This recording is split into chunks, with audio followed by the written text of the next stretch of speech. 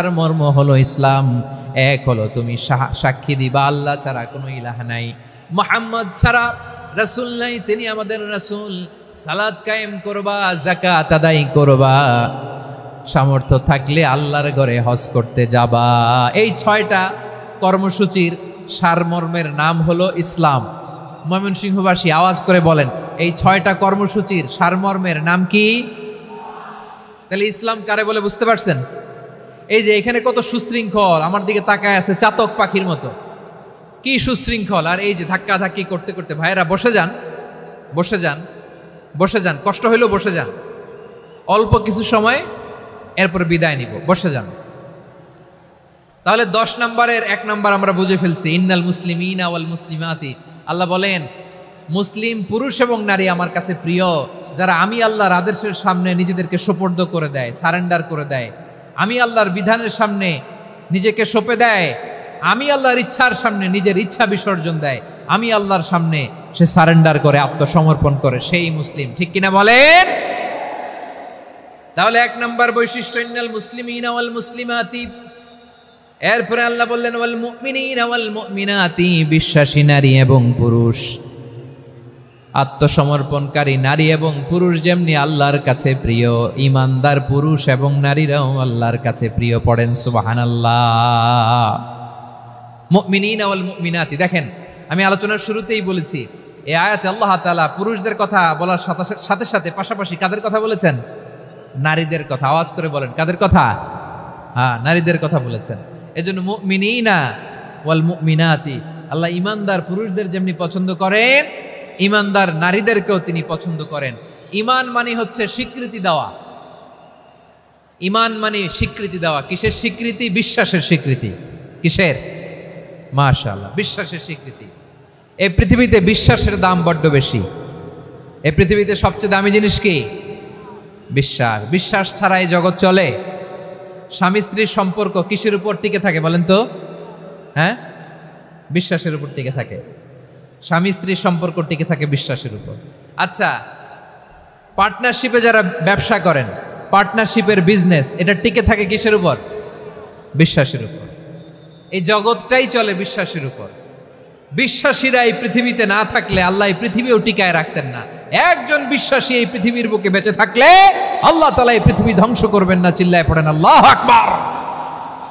এই পৃথিবীর সবচেয়ে দামি বস্তু বিশ্বাস, সবচেয়ে দামি। বিশ্বাস দিয়ে এই পৃথিবী চলে। এজন্য জ্ঞানীরা বলে বিশ্বাসে মিলায় বস্তু, তর্কে বহুদূর। বলে না?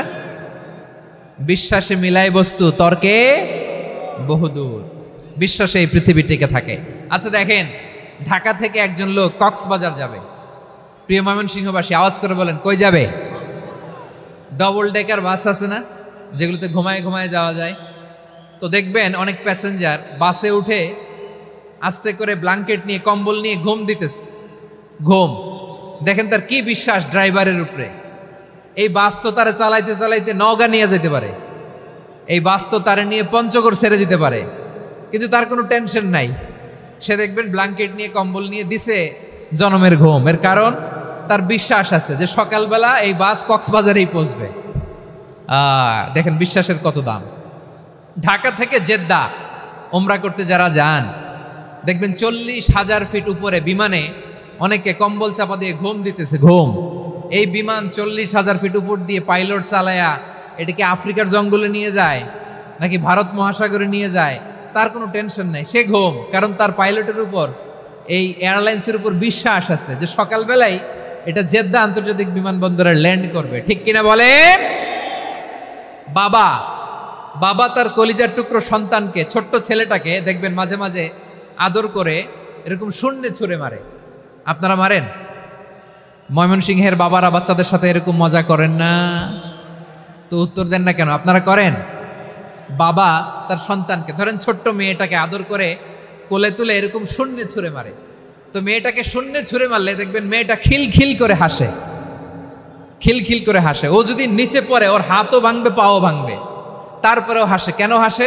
কারণ মেয়েটার বিশ্বাস আছে যে আব্বু আমারে ছাড়বে না, আব্বু আমাকে ঠিকই ধরে ফেলবে। চিল্লায় বলেন ঠিক কিনা? ও আমার প্রাণের ময়মনসিংহের ভাইয়েরা, এই জমিন চলে বিশ্বাসে। বিশ্বাস এই পৃথিবীর সবচাইতে দামি সম্পদ। এজন্য একজন বিশ্বাসী জমিনের মধ্যে বেঁচে থাকলে জমিনের উপর আল্লাহ প্রলয়ঙ্কারী কিয়ামত দিবে না। এজন্য আল্লাহ বললেন ওয়াল মুমিনিনা ওয়াল মুমিনাতি, বিশ্বাসী পুরুষ এবং নারীকে আমি আল্লাহ বড্ড ভালোবাসি। তারা এমন ভাবে বিশ্বাস করে না দেখে বিশ্বাস। আল্লাহ বলছেন আল্লাযীনা ইউমিনুনা বিল গায়বি ওয়া ইউকিমুনাস সালাহ, আমার বিশ্বাসী বান্দারা না দেখে বিশ্বাস করে। অদৃশ্যের প্রতি তারা বিশ্বাস রাখে, না দেখে বিশ্বাসটাই আসল বিশ্বাস। ঠিক কিনা বলেন? আচ্ছা, বুঝে থাকলে উত্তর দেন।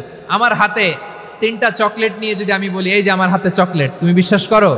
আপনি তো বলবেন করি, কারণ চকলেট তো দেখা যায়। বিশ্বাস না করে যাবেন কই?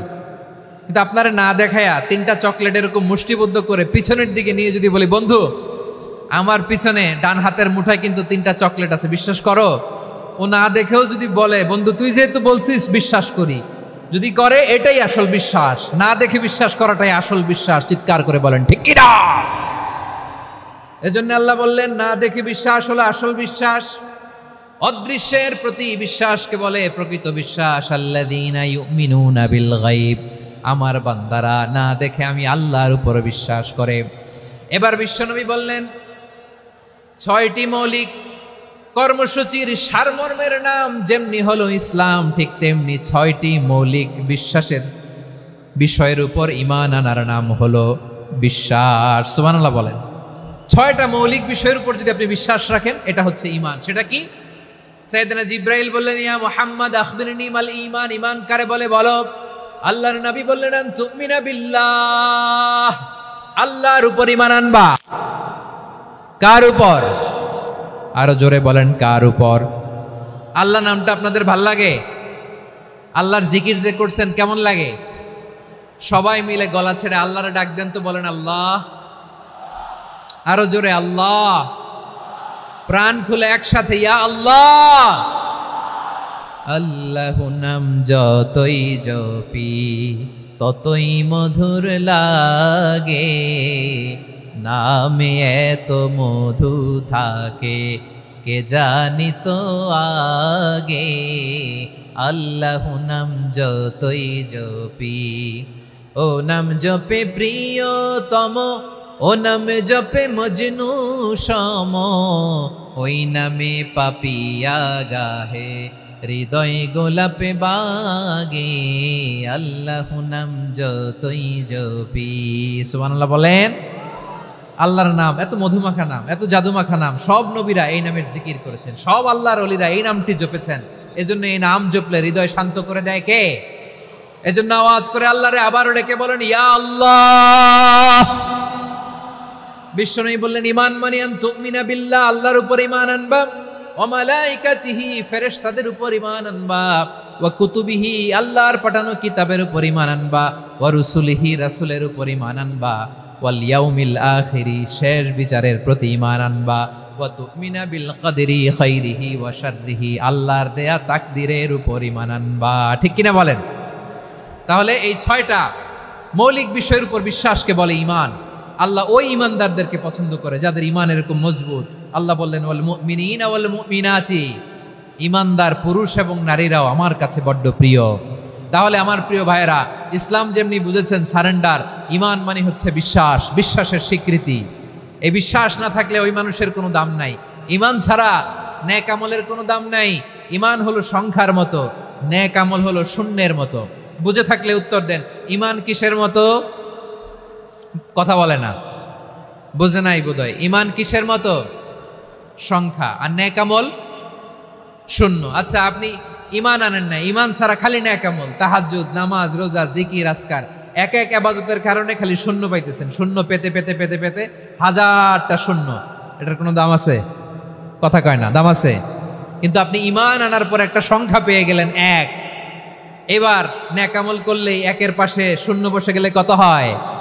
10। এবার আবার দান করলেন, আরেকটা শূন্য পাইছেন, কত হইছে? এবার আল্লাহর কোরআনের তেলাওয়াত করলেন, আরেক শূন্য, কত হইছে? এবার জিকির করলেন, আরেক শূন্য, কত হইছে? আবার ভালো কাজ করলেন, আরেক শূন্য, কত হইছে? এখন যত সৎকর্ম নেক আমল করেন, শূন্য যত বাড়ে, এটার দাম আছে না নাই? এজন্য আমার প্রিয় ভাইয়েরা, ঈমানের দাম সবচেয়ে বেশি। ঈমান হলো সফলতার মাপকাঠি।